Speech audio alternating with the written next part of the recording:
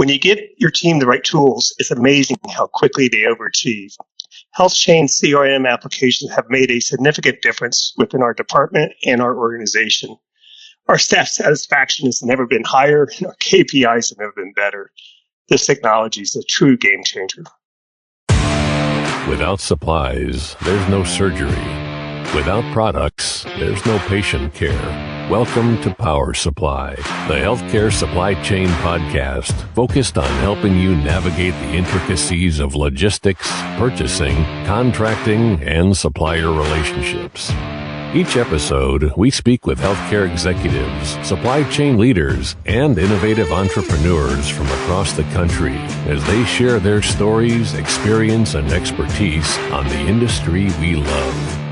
From the loading dock to strategic sourcing, from buyers to the C-suite, and across the enterprise, we tackle the real-life issues impacting the healthcare supply chain. Whether you're tuning in for conversation or inspiration, we're glad you're here. You're just in time to hear it from the source and stock up on insight. So sit back and plug into Power Supply. Today on Power Supply, we'll speak with George Godfrey, Chief Supply Chain Officer and Corporate Vice President of Financial Shared Service at Baptist Health South Florida. You've probably heard about CRMs before, and you probably know that the companies that have sales representation that are calling on you regularly out there in healthcare are leveraging a CRM for the sales force. But what about taking those tools and applying them into the healthcare supply chain? It's definitely possible. George tells us today, as you'll hear in this interview, not only that it's possible, but substantial improvements can be made, Hayes. Absolutely. And if you're not listening to this, you're going to be left behind. Come on in, listen to how CRM can make your supply chain much better. We'll be back with George Godfrey after a short break. Bam! I'm Hayes Walder. And I'm Justin Poulin. From the studios of Healthcare HQ, you're listening to This Power is Gary Supply. Skinner.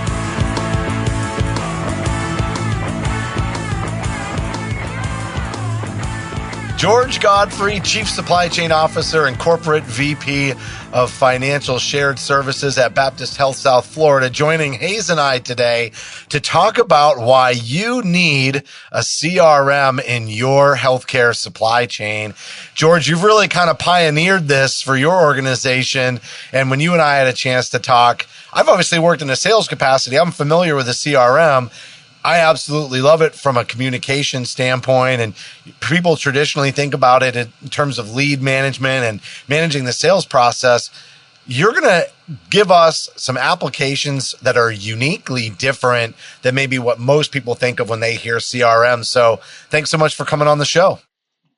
Thanks for having me. It's a pleasure to be here. So, George, why don't you just tell us a little bit about your role at Baptist Health South Florida and also maybe your background in the healthcare supply chain? How much time do we have? The background's unfortunately a little bit long. I'll start out with the background first. So, fortunately, I had a unique background.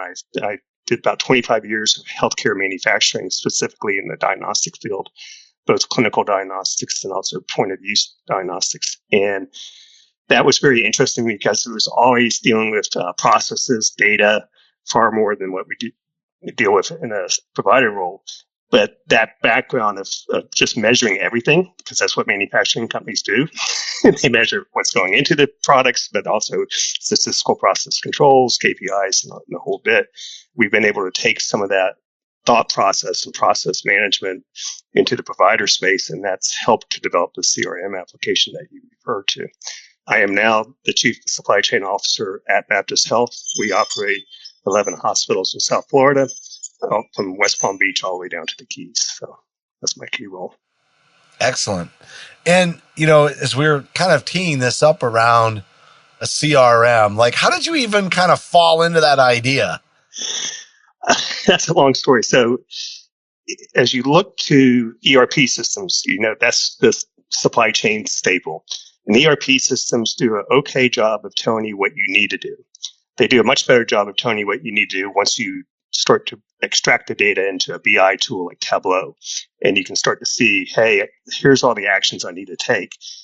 And as you start to take the actions, I call that work in process, going back to the manufacturing days. And the visibility of work in process traditionally in supply chain is zero. Everyone's sending out action items via emails. And so you have a team of people, whether they're renewing contracts or they're doing invoice match exceptions, they're emailing suppliers, they're emailing internal stakeholders. And the ability to have visibility on the response management, on the timing of responses coming back didn't exist. And so the original thought process was, hey, CRM is a technology that is very good at workflow management and it's outstanding at communication management. And we didn't want one-way communication. We didn't want a robot sending out communications without being able to have communications coming back to us. And so that took out that technology immediately. And then it really led ourselves into the CRM platform. And, I joke, instead of being Salesforce, it's be Supplyforce. It takes two to tangle, right? You need the supplier and a buyer. And certainly the sales end of it has been very well developed. I really think the supply chain use of CRM is the future is in front of us. George, did it take a lot of customization? Because obviously, in the CRM space, every kind of company has its own unique way of, doing things, either selling templates, all those things. What did you have to customize? Yeah, it did. We wanted to have a lot of data coming from ERP. We did not want to replace our ERP system. We wanted to enhance our use of it. And so depending on the application, if we're doing contract renewals, we bring all the different data elements associated with the contracts 90 days before they expire, and we ought to create a case into Salesforce, and then we work all the communication of that renewal within the case, within the application, using templates, exactly what you said, Hayes, to make it easier and more efficient to carry out the task. In the case of invoice match exceptions, it's allowed us to really automate most of the actions. So we go through, I think we do 45 to 50,000 transactions a month within our AP process, and we have several thousand invoice match exceptions every month for various reasons. And once that occurs, the day it occurs, we've automated a call to action that goes either to an internal stakeholder, but in most cases it goes to a supplier. And we use templates, and the supplier then is asked questions, and they check the templates. Within the templates, there's action buttons. And depending on what they check, many cases we don't even ever touch. The resolution is done, and we haven't touched it. And our average days to resolution time now is under 9 days, which is fascinating. So it's made huge improvements for you. Does everybody have access to it inside of supply chain? Like how many seats I'd just be curious, like what level of folks are using it? All my contract administrators are using it because we do all contract renewals, all communications through that. And then all my buyers are using it. Typically we have a handful of people in logistics and warehousing, maybe 5 that are using it. We also are using it in AP. So any communication that we have externally with the suppliers, we have in one central spot, which is very important versus having 15 people in AP emailing suppliers and losing track of all that communication. We now have a central record of truth. So it's very effective that way. I was just going to say, because I don't know, so you've implemented this, but what did it replace, or how was it being done before? And because there's got to be hundreds of other hospitals out there that don't have a CRM. What do they use theoretically? I think Microsoft Outlook. To my knowledge, I think we were the first provider that leveraged CRM. We started out with match exceptions, and I think we were the first to ever use it for match exceptions. Maybe some people might be using it for contract renewals, but we started there, and then we mapped out all the other points of communication. We use it now for item management, supplier management, and contract management. So any type of activity that requires action that we're managing, that requires communication of that action, we're trying to do it using CRM for all the right reasons. It just makes sense. My team now, they've adopted it so much that that's their to-do list. They come in and they spend all their day in basically Salesforce, because we're bringing all the data elements that they need to do their job into Salesforce along with the cases. I think the communication piece to me made so much sense because, like you said, everybody's using Outlook. And so the entire team doesn't necessarily have visibility to what's been communicated to suppliers, but also internally. But the part that was really that you just said that is a surprise to me that makes so much sense is the automation aspects. Like once you've found a recurring problem that is going to require some additional information and detail, it doesn't necessarily mean that a human's got to go gather that information. And especially when you have a relationship like you do with the supplier, they know that if you're having, any kind of mismatch there, that they're not going to get paid until it's resolved.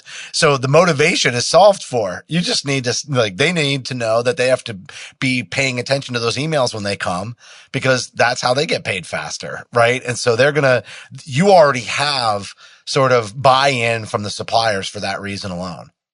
Oh, absolutely. We have one supplier, Medline. They're a very large supplier. They're a big wholesaler. They're automating the intake of our emails. To your point, Justin.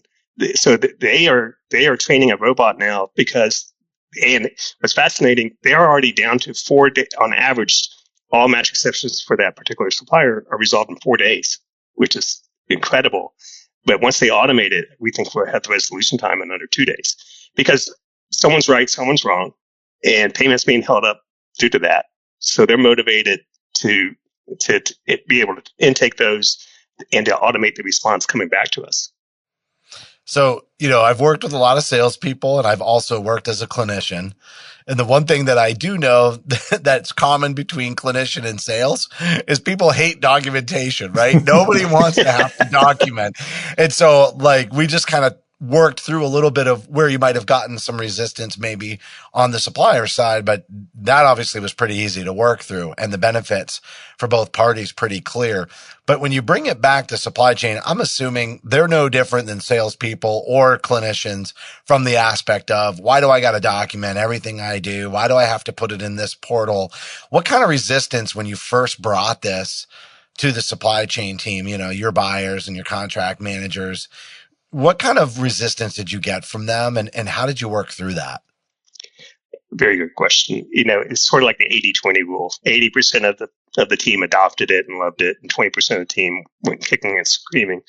And as we adopt new technologies, especially this one, because it took whatever role, whether it was a contract administrator or a buyer, it took them out of their day-to-day job that they spent all their time in Outlook, and it put them into a completely different application. Now you're actually in Salesforce in a CRM application and working the case. And so the way that we motivated the behavior change was, as leaders, I would go in and I would go into the cases and I would find just in the case that you're working, and I would do a snippet, and I would send you an email. Oh, wow. Okay. Or I would send you I would send you a question within the case. Okay. Because I'll go into your case and say, Justin, I see that it's taken you 10 days to respond to this.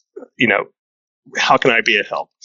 And then now you are getting an email within the case from me, and that's documented, that's timestamped, and you better be in that case responding back to me.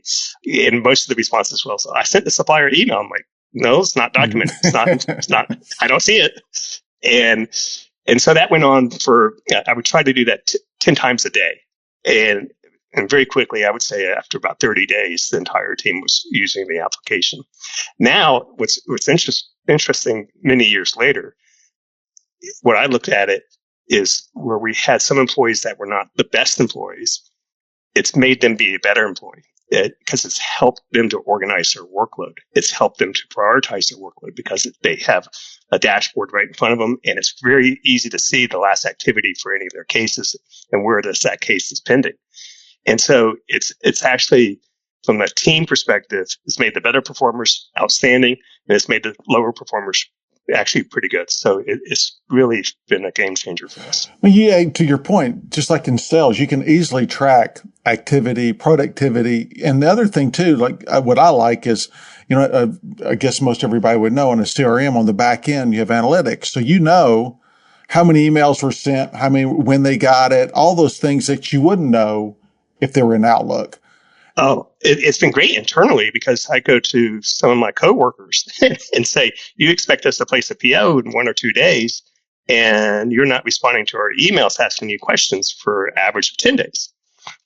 Hey, IT, can you help us out? So there's real examples of whether it's internally or externally, because we've also had some hard conversations with some very large healthcare manufacturers that they were not being as responsive as they should be. And we have the data to show them. And that's really helped us change the behavior. But you think about it, I don't know how now that you put this thought in my head, George, is that all these other healthcare systems, like you said, they're all using Outlook, and, they're remote, they're not remote, they're everywhere. So as a leader, you don't really know what's going on. I mean, if you use just the Outlook way of doing things, but now they could be anywhere and you still have access to all this information, whereas you wouldn't have before. So it seems like to me, it's almost like everybody's got to go this way, some way.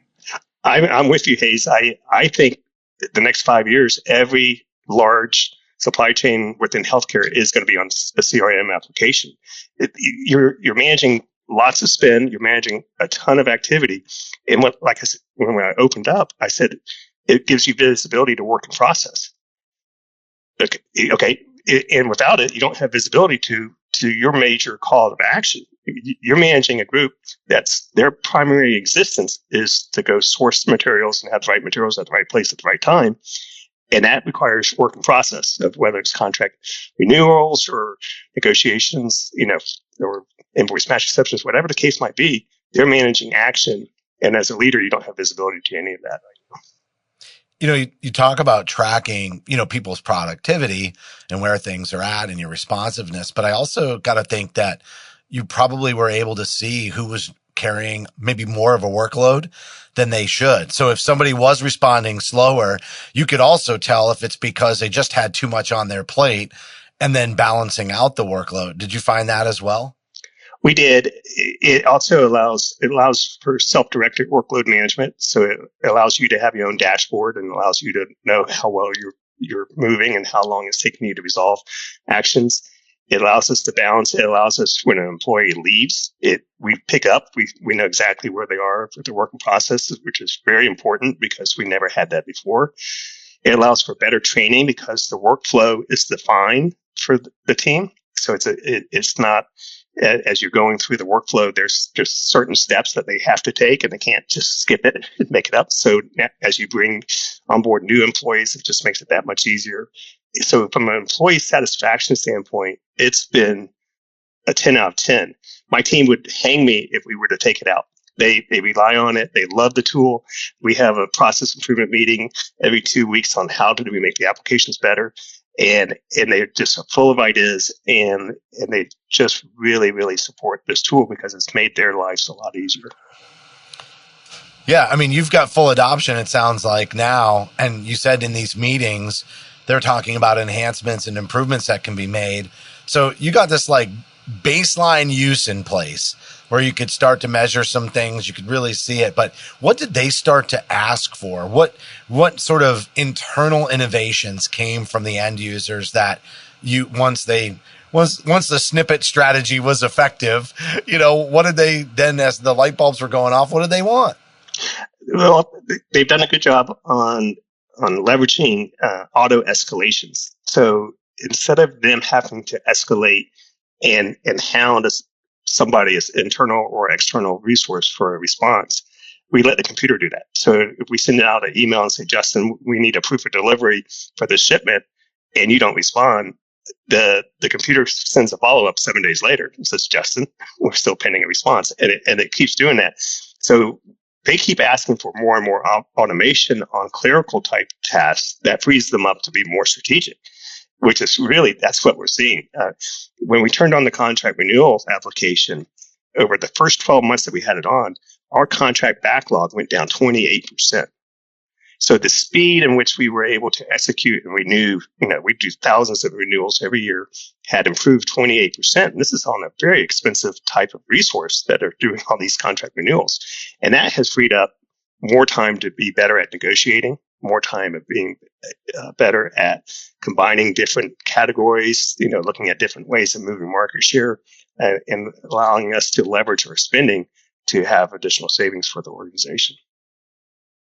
Were you sort of able to tag data elements around those agreements to accomplish that?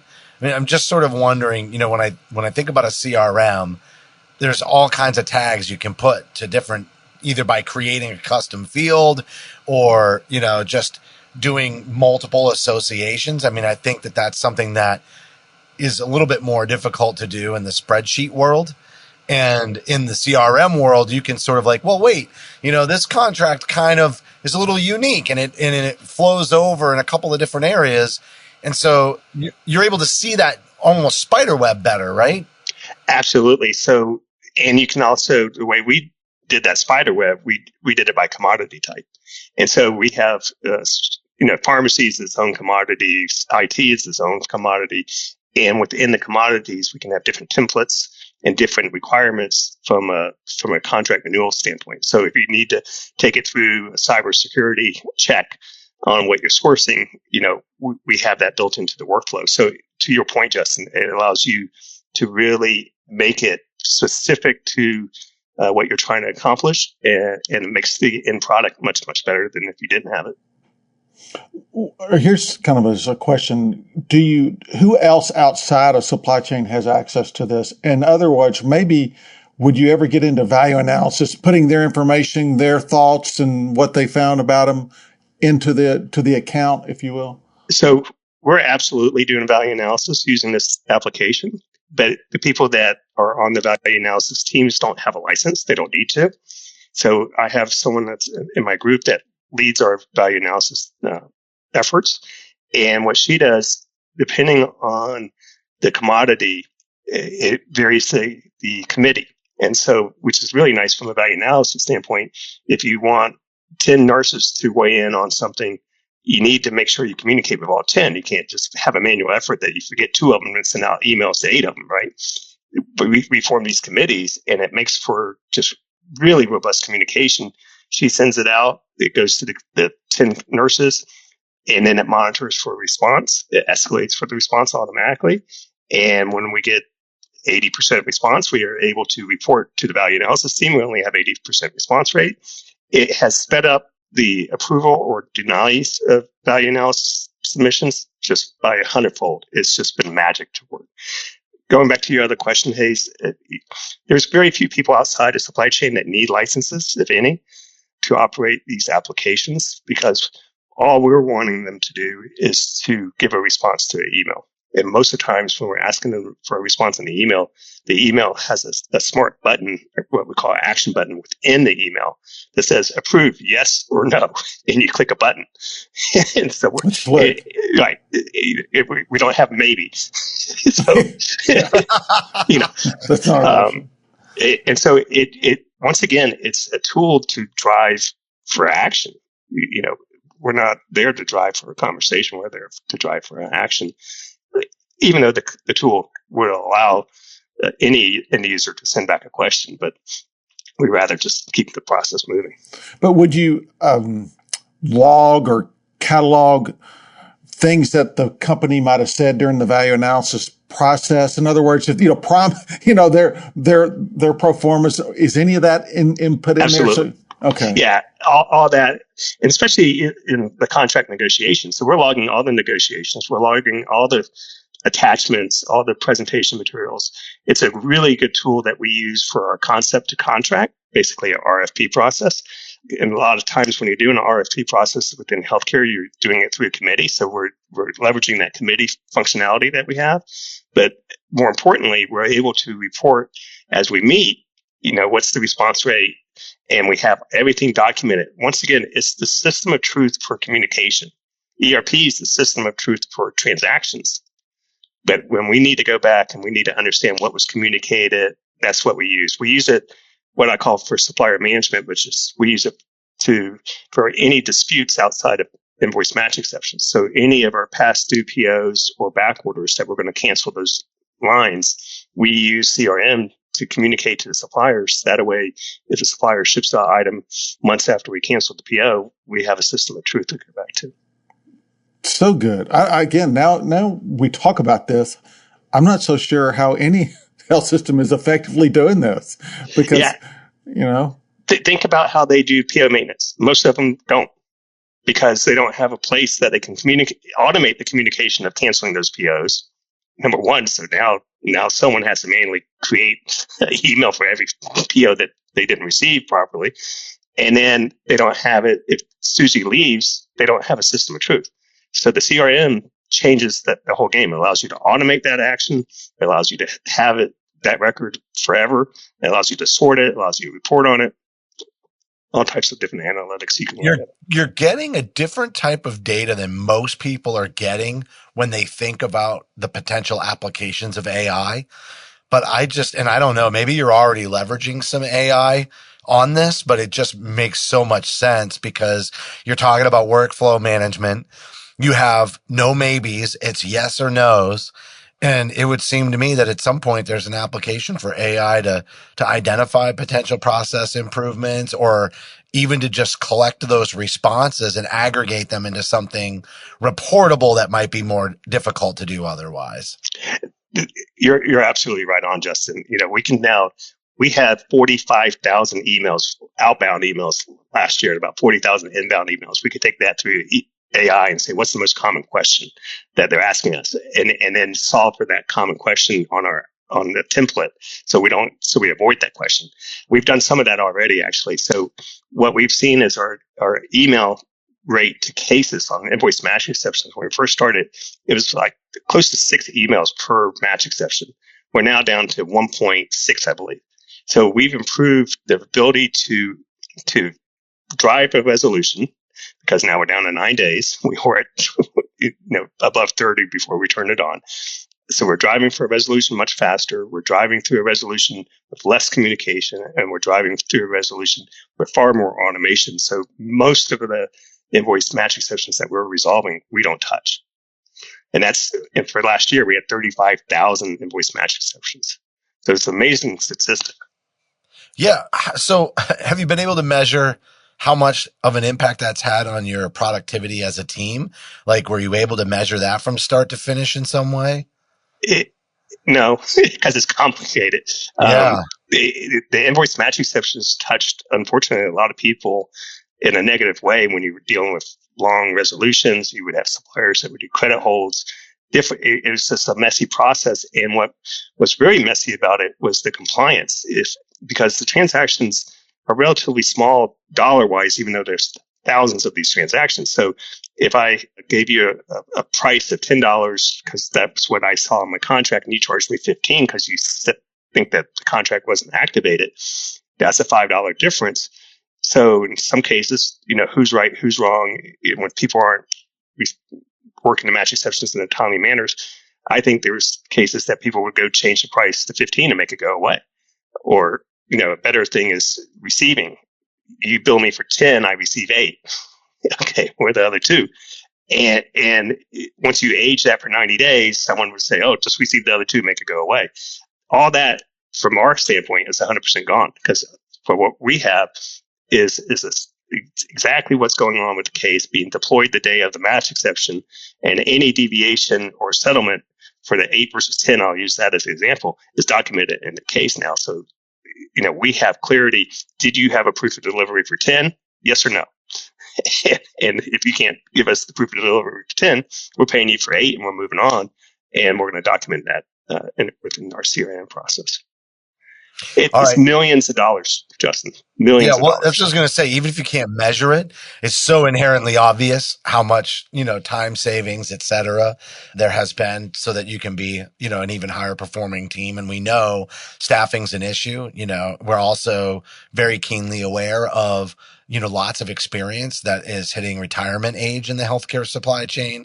And so to your point, like when people leave the organization, knowing where things left off, if there is turnover, but also bringing in, this new breed of supply chain to have some of those processes and workflows established. I mean, what a great self-teaching tool the CRM becomes. Yeah. I mean, for the last 12 months, we can measure, we were overcharged or under delivered $3.4 million. Okay. We can measure that. And so we solved that through CRM and through the process. We can also measure our contract renewals had a value of close to $1 billion. Okay. That we renewed 5,000 contracts. And if you think about that, you're going to have a limited resources. We can't just go hire a bunch of contract administrators, and to have a tool that allows them to be very good at communicating, very good at understanding their to-do list and their priorities, and being able to manage that workload far more efficiently than they could ever have done in Outlook, allows them to be more strategic. And our savings per contract, I won't disclose the number, but it continues to be better every single year. So we continue to save the organization more money than we've ever done in the past. It's been phenomenal. Tens of millions of dollars. I'll disclose that. It's a no-brainer.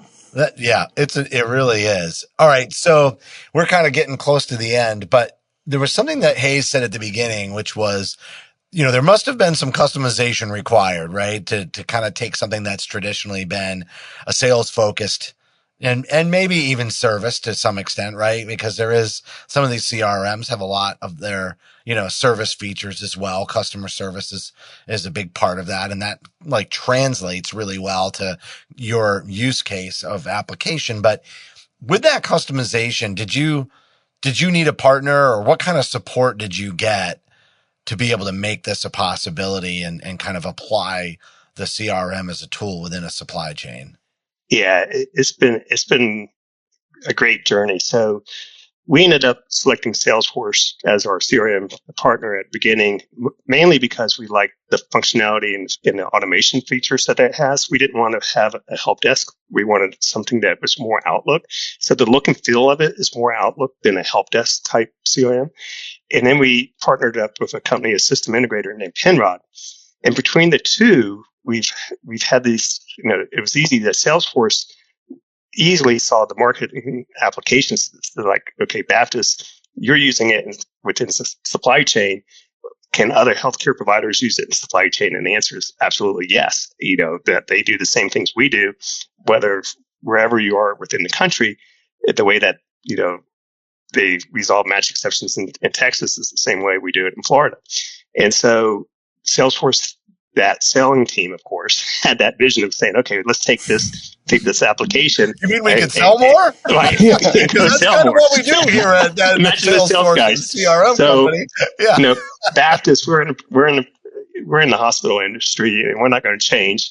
And so what we did, we worked with Penrod because we needed a system integrator that could take our applications, could maintain the applications, improve upon them, and make them available on a national basis. And so we entered into a partnership with them and couldn't be any more pleased that they're out supporting the product, making the changes, and bringing a lot more expertise to make even the applications better.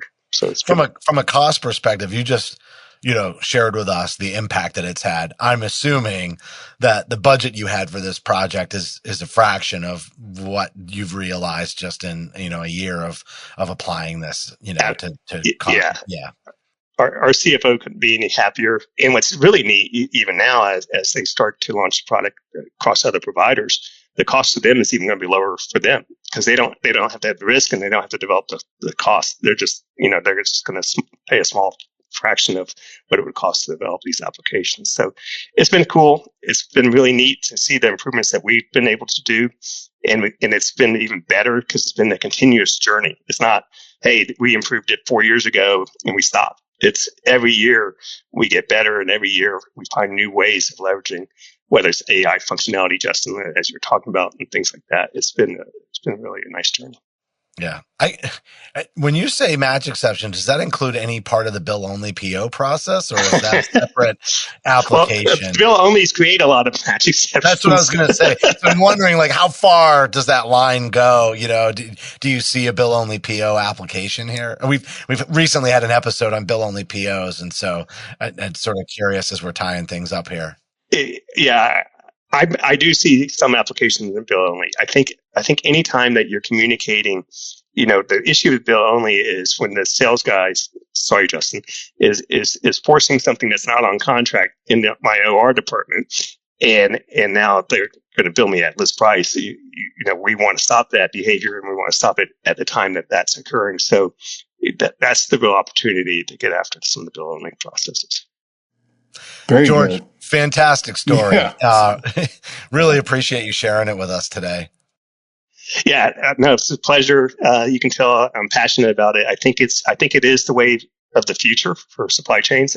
I've been in supply chain for 30 plus years. Unfortunately, I'm that old. And when I think about the need to take action and the need to motivate that action to occur and to leverage technology and to automate it, I think CRM is the answer. I don't see ERP doesn't do it. Outlook doesn't do it. I think CRM's here to stay. There's a reason why some of these companies are $100 billion organizations. They built the right tool. And, when you need a Phillips head screwdriver, the flathead doesn't work. And so you need the right tool. And this allows supply chains to take action. So it's a neat topic. Yeah, great topic. And again, it's something I never really had given much thought to. I just, in my own mind, not being on your side of the table, that I figured it was already built in, like it was something that everybody had, but clearly it wasn't. And you are an innovator there. So hats off to you and your team. Well, thanks, Ace. Yeah, it took a team. So I would like to share the credit with them. They certainly gave some really good input. They continue to be adopters of the technology. And now they're the biggest cheerleaders of the technology. So it's fantastic.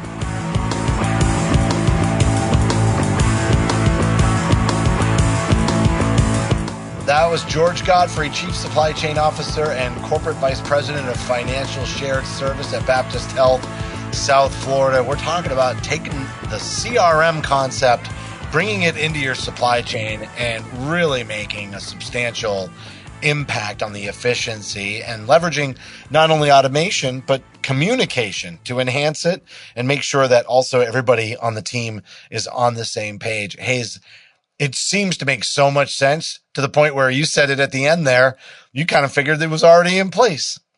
I did. I mean, I don't know how a large health system who's dealing with hundreds, if not thousands of suppliers and, emails, how else would they manage this process? And trying to do it, by Outlook alone, seems like it's a hard process. So I thought it was next level. I think everybody probably needs to go explore that at some point. So CRM is definitely here to stay, I think, in the supply chain. Well, we've talked a lot about resiliency. We've talked a lot about workforce shortages. Having a platform that makes sure that everybody knows what's been communicated to the various stakeholders within the organization and external to the organization sort of makes sense. And, as we were kind of talking about, when somebody new comes onto the team, you've got some established processes to help them be productive right out of the gate without reducing somebody else's productivity, having to train them up and oversee that, being able to get them off the ground running. I can see lots of applications for this. And I'm sure George and his team will continue to improve on the areas where they're leveraging the technology. So on behalf of Hayes and Gary, who couldn't make it today, and myself, thanks for listening to this episode of Power Supply. Thank you for listening to this week's episode of Power Supply. As a reminder, you can help support us by subscribing on your favorite podcast app or by downloading the smartphone app on your iPhone or Android. Simply search for Power Supply in the App Store or Google Play. The best thing about downloading the smartphone app is that you can access bonus content for certain episodes and view episodes in certain categories, like articles on the go and vendor spotlights. Are you following us on LinkedIn or Facebook yet? If you are and you love an episode or post, then let your social network know about it. Like, comment, or share our posts along with your thoughts and keep the conversation going. If you have any topics or guests that you would like to recommend for a future episode, just send us an email to info@powersupplymedia.net. We look forward to hearing from you.